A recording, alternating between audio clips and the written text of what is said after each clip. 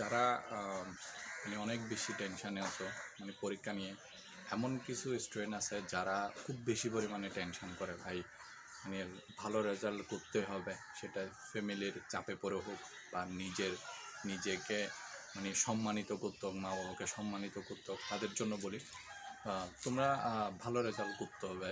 তো ভালো রেজাল্ট করার কিছু ফর্মুলা যদি তোমাদেরকে বলি, প্রথম তোমরা আগে যা পড়ছো ওইগুলো মনে করবো এগুলো তোমার থেকে লাগবে, এগুলো তুমি অলরেডি নিয়ে নিবা। কিন্তু এখন রুটিনটা একটু কীভাবে সাজাবো জানো? রুটিনটা আমি একটু বলি, তুমি আমার মতো করে অ্যাটলিস্ট 1 সপ্তাহ পরে দেখো, তাহলে ইনশাল্লাহ কাজ হবে ইনশাল্লাহ। তো প্রথম যে জিনিসটা, তুমি একটু আগে একদম ঠান্ডা মাথায়, মানে একদম কোনো কিছু চিন্তা না করে ঠান্ডা মাথায় তুমি আগে একটু চিন্তা ভাবনা করবা তোমার আসলে রেজাল্ট কি করা দরকার। এই এক নাম্বার পয়েন্ট, মানে খাতা নিবা একটা, ওই খাতার উপরে মানে লিখে রাখবা তোমার আসলে মানে 21 তারিখ থেকে এক্সাম শুরু হবে। তো এর পরবর্তীতে তোমার আসলে রেজাল্টটা কী হইতে চায় তোমার, তো ওইটা মাস্ট মাথায় রাখতে হবে। হ্যাঁ, এইটা তুমি রেজাল্ট কী করতে চাও ওইটা লাগবে এবং তোমার উপর, কারণ তুমিও জানো তোমার উপর ওইটা কিন্তু নির্ভর করতেছে। তাহলে এটা গেল একটা, তাহলে ওইটা তুমি লিখে রাখবা তুমি কি A+ পাইতে চাও, নাকি A পাইতে চাও, নাকি 4.70 পাইতে চাও, মানে এরকম করে করে তুমি লিখে রাখতে পারো।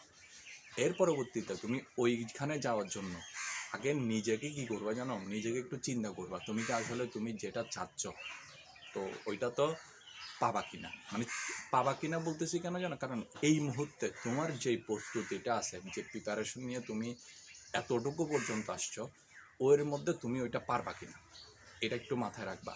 তো নিজেরে মানে মিথ্যা বলার দরকার নেই, নিজের সাথে তো নিজে আর প্রতারণা করতে পারবে না, মানে যেটা সত্যি সেটাই চিন্তা করবা ওইটা পারবা কিনা।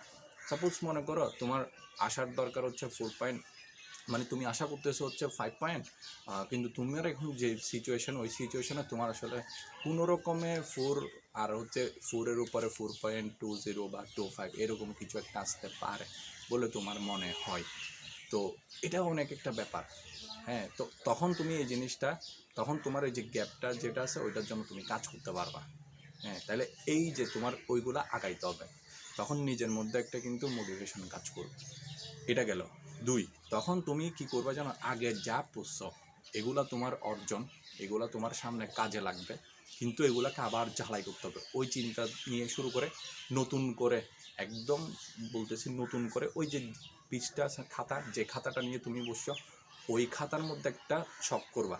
মানে বাংলার জন্য করবা, মানে বাংলাতে ছকের মধ্যে কী রাখবা জানো, মানে সাবজেক্ট ওয়াইজ আলাদা আলাদা করবা, মানে বাংলা 2, ইংরেজি 2, ম্যাথ 2, এরকম করে করে আগাবা। আগাইতে আগাইতে কী করবা জানো, প্রথম কাজ থাকবে হচ্ছে অধ্যায়গুলা। মনে করো বাংলা 2-তে তোমার জন্য কী কী আছে, ইংরেজি 2-তে তোমার কী কী আছে, মানে সিলেবাস। ম্যাথ 2-তে তোমার কী কী আছে, ফিজিক্স 2-তে কী আছে, তারপর হচ্ছে তোমার কেমিস্ট্রি 2-তে কী আছে, তোমার ট্রেড সাবজেক্টগুলোতে তোমার কোন কোন অধ্যায় আছে, এগুলা একদম সব। একদম তুমি দরকার হইলে আমাদের এই চ্যানেলের মধ্যে তোমার হচ্ছে কি মানে এটা দেওয়া আছে, আমাদের যেটা সিলেবাস আছে কারিগরি শিক্ষা বোর্ডের ওইটা দেওয়া আছে, বা তুমি ডাউনলোডও করতে পারবা কারিগরি শিক্ষা বোর্ডের ওয়েবসাইট থেকে। আচ্ছা গেল, বা তোমার যে বই আছে ওই বইয়ের সহায়ক বইয়ের উপরেই কিন্তু অধ্যায়গুলোর নাম লেখা থাকে, একদম শর্টকাট যদি বের করতে চাও, এর চাইতে আর কোনো শর্টকাট নাই, ওইগুলো খাতায় লিখে ফেলবা। লেখার পরে এবার তুমি চিন্তা করবা একদম সঠিকভাবে, বুঝছো, সঠিকভাবে চিন্তা করবো হচ্ছে কি জানো, তুমি কি আসলে কয়টা অধ্যায় এখান থেকে পারবা। এখানে তুমি কয়টা অধ্যায় এখান থেকে পারবা তোমার ওইটা কিন্তু মাথায় রাখতে হবে। তুমি কয়টা পারতেছো, তুমি কি একটা পারতেছো, নাকি 2টা পারতেছো, নাকি 3টা পারতেছো, নাকি 4টা পারতেছো। অনেক সময় মনে হবে কি মানে ধরে নিলাম তুমি বাংলায় 3-4টা পারতেছো, ঠিক আছে, ইংরেজিতে একটু কাঁচা, ইংরেজিতে একটু কম পারতেছো, তারপর ফিজিক্সে মনে করো তোমার 4টা পারতেছো, আবার কেমিস্ট্রিতে যাই তুমি একটাই পড়া হয়েছে আর কিছুই পারো না, আবার এমনও হইতে পারে তুমি একদম কিছুই ধরোই না, তুমি জানোই না অ্যাটলিস্ট। তো এগুলো তখন তোমার কাজে দেবে, যেগুলো পড়ছো ওইগুলোকে আলাদা করে করবা, আর যেগুলো পড়া হয়নি ওইগুলোকে তুমি আলাদা করে মার্ক করবা, মার্ক করে ওইগুলো একটু কী করবা, আবার মানে যেগুলো পড়া হয়নি ওইগুলো পড়ার জন্য একটা রুটিন মেক করবা। তখন তোমার নিজের মধ্যে একটা পড়ালেখার প্রতি একটা কী আসবে, অনুপ্রেরণা আসবে, তখন তুমি পড়ালেখা করে মজা পাবা। তখন তুমি অ্যাটলিস্ট এগুলো সব অধ্যায় তুমি যখন পড়ে যাবা তখন তোমার কাছে একটা ভালো লাগা কাজ করবে। এখন অনেকে বলতে পারে আমি তো ভাই কিছুই পড়িনি, হ্যাঁ আমি তো অনেক কিছুই পড়িনি। তো যারা কিছু পড়স নাই, হ্যাঁ তোরা কী করবে জানো, অ্যাটলিস্ট কোয়েশ্চেনটা কমন ফেলতে পারবি তো। মানে আমার কথা হচ্ছে, মনে কর এই যে নিচে দিয়ে যেগুলো আছে, মানে প্রত্যেকটা চ্যাপ্টারের নাম লিখছস না তুই, ওই নাম থেকে ওইগুলো থেকে কিন্তু কোয়েশ্চেন করা হবে। তুই কোয়েশ্চেনটা এরকম হাতে দেখে বুঝতে তো পারবি এটা কি তোকে সিলেবাসের মধ্যে দিছে নাকি সিলেবাসের বাইরে দিছে, আর সিলেবাসের মধ্যে দিলে কোন অধ্যায় থেকে কোয়েশ্চেনটা হয়েছে ওইটা তো বুঝতে পারবি। অতটুকু পরিমাণ তুই পড়ালেখা কর, এর বাইরে করতে হবে না। বুঝাইতে পারছি? এখন এর পরবর্তীতে যে কাজটা করতে হবে, যাদের প্রিপারেশন অনেক ভালো, মানে যারা সব কিছু মানে দেখা যাচ্ছে 3-4টা শেষ, তারা কি করবা, তারা বেশি বেশি পরীক্ষার দিকে যাও, তারা বেশি বেশি হচ্ছে মানে আবার পড়ালেখা করো, মানে আবার নিজের মধ্যে ঝালাই নাও। আর যাদের হচ্ছে মিডিয়াম অবস্থা, হালকা কিছু পড়ছি, ম্যাক্সিমাম পড়া হয় না, তারা যেগুলো হালকা পড়ছো ওইগুলোকে ভালো মতো ঝালাই করো। আর এর পরবর্তীতে মানে এর পরবর্তীতে তুমি নতুন অধ্যায়গুলো থেকে একটা করে পড়তে থাকো। হ্যাঁ, ওই পড়ার মানে কীভাবে অধ্যায়ভিত্তিক পড়তে, এটার ধরন তো আমরা এখানে ভিডিওতে দিয়ে দিচ্ছি। আমাদের এই চ্যানেলটা তোমরা সাবস্ক্রাইব করে রাখবা, ওইখানের মধ্যে তোমরা পাই যাবা, এগুলো সব কিছু একটু চেক করলেই পাই যাবা। বা দাগানো বইগুলো কীভাবে করতে, কোয়েশ্চেন প্যাটার্ন এগুলা, তখন তুমি বুঝতে পারবা তোমার থেকে আসলে কীভাবে পড়ালেখাটা করা দরকার। তাহলে কি বললাম, প্রথম কাজ হচ্ছে তোমার থেকে আগে তুমি কি রেজাল্ট কী করতে চাও সেটা, সেই রেজাল্টটা তোমার আগে লিখে রাখতে হবে। ওই রেজাল্টের কি তোমার পড়ালেখা হয়েছে কি না, মানে ওইটা তোমার হচ্ছে মাথায় নিয়ে রাখতে হবে। তাহলে 2টা গেল। হ্যাঁ, এরপরে 3 নম্বর হচ্ছে তোমার থেকে পুরা সিলেবাস, একদম পুরা সিলেবাস খুব ভালো মতো খাতার পৃষ্ঠার মতো প্রত্যেকটা অধ্যায়ের পুরা সিলেবাস তোমার থেকে লিখে রাখতে হবে। তাহলে 3টা গেল। হ্যাঁ, এরপরে ওই চ্যাপ্টারগুলো মেক করা, মানে এগুলো কি শেষ হয়েছে নাকি আমার ধরাই হয় নাকি চ্যাপ্টারের নাম আমি আজকে নতুন শুনছি, এই জিনিসগুলো বের করে আনা। তো যদি থাকে এর পরবর্তীতে ওইটার উপর বেস করে তুমি আস্তে আস্তে আস্তে আস্তে নিজেকে প্রস্তুত করার জন্য, কারণ দিন শেষে পরীক্ষা দিতেই হবে।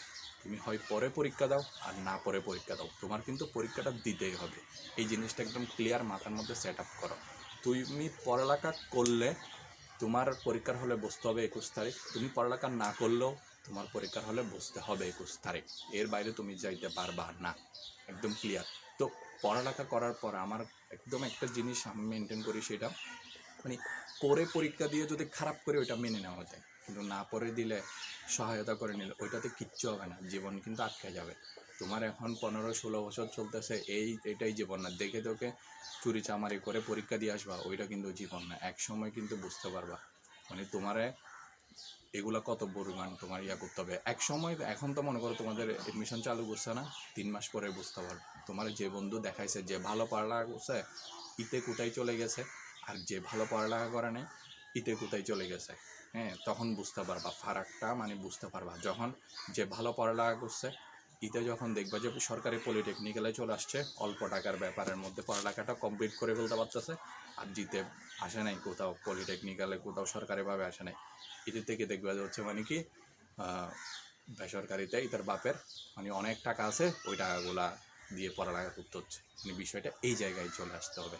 তখন তো কিছু করতে পারবা না, তখন লাইফটা এখানেই চলে আসতে হবে, এখানে কিছু করার নেই, তখন আফসোস করতে পারবো। আর আমি যেভাবে বলছি, আর এই যে যারা আমার এই জিনিসগুলো একটু ফলো করবা, তারা কি করবো, এটা একদম মানে একদম রেখে দিবা কেন, এর পরবর্তীতে তোমার যখন এডমিশন শুরু হবে না, তখন কিন্তু তোমার ওইটা কাজে লাগবে।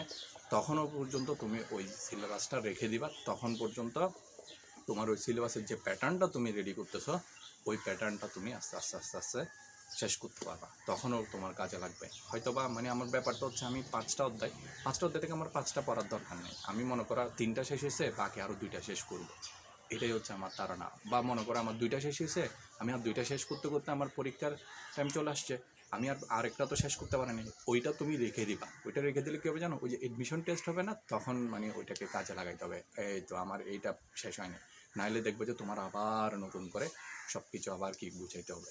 ঠিক আছে, তাহলে তোমাদের সাথে দেখা হবে ইনশাল্লাহ, আরও কথা হবে, তোমাদেরকে একদম সর্বোচ্চ পরিমাণে রেজাল্ট করানোর একটা মানে কি মানে অনুপ্রেরণা নিয়ে আমি মাঠে নামছি, ইনশাল্লাহ তোমাদের সাথে বিজয়ে দেখা হবে।